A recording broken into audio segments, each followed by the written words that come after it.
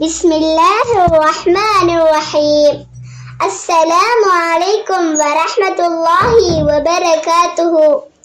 அண்ட சராசரங்கள் அனைத்தையும் படைத்து போஷிக்கும் வல்லநாயன் அல்லாஹ்விற்கு நன்றி கூறியவனாக ஹஜ்ஜும் இப்ராஹிம் அலைஹிஸ்ஸலாம் அவர்களும் என்ற தொனிப்பொருளில் உங்கள் முன் சில நிமிடங்கள் பேச கிடைப்பதை இட்டு பெருமகிழ்ச்சி அடைகின்றேன். அல்ஹம்துலில்லாஹ்.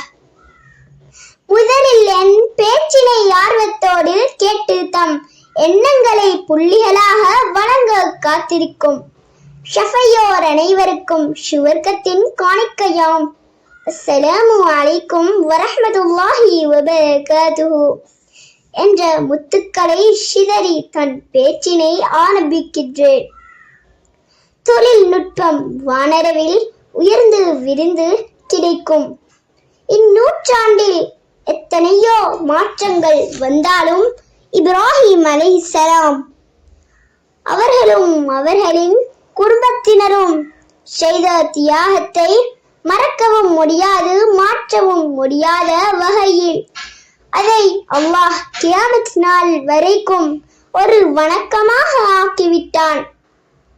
அது தான் இஸ்லாத்தின் கடமைகளில் ஒன்றான ஹஜ் என்ற வணக்கமாகும். அது ஈமான் கொண்ட வசதி படைத்த அனைவரின் மீதும் கடமையாக்கப்பட்டுள்ளது. அந்த மனிதர் சஞ்சாரமற்ற பாலைவன மண்ணிலே ஹாஜர் அலைஹிஸ்ஸலாம் அவர்களையும் இஸ்மாயில் அலைஹிஸ்ஸலாம் அவர்களையும் தனியே விட்டு வந்தார்கள்.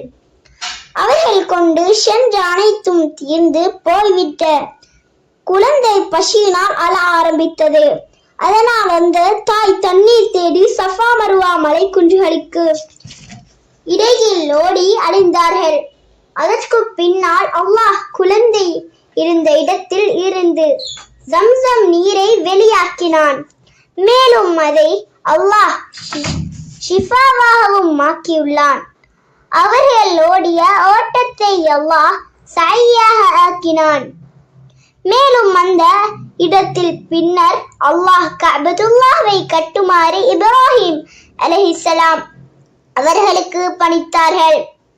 கட்டி முடிந்த பின்பு மக்களை அதன் பக்கம் அழைக்குமாறு அல்லாஹ் அவர்களுக்கு கட்டளை பிறப்பித்தான்.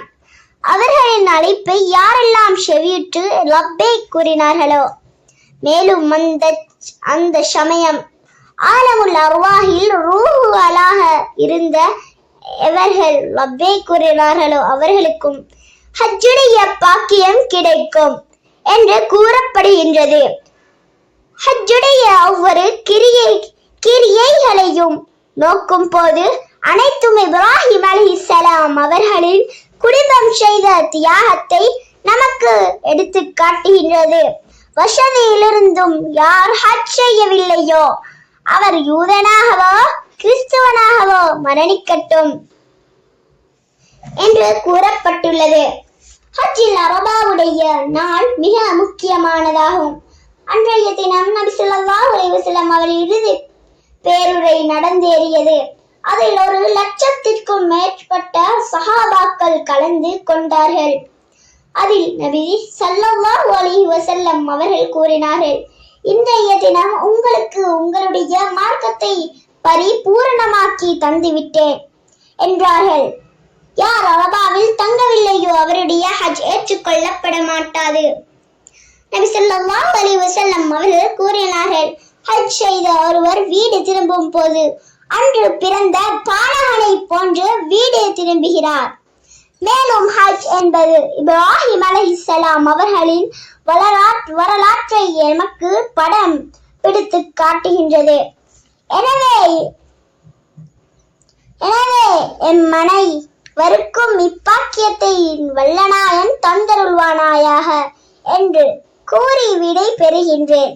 அஸ்ஸலாமு அலைக்கும் வரஹ்மத்துல்லாஹி வபரகாத்துஹு. ஜஸாக்கல்லாஹு கைரா.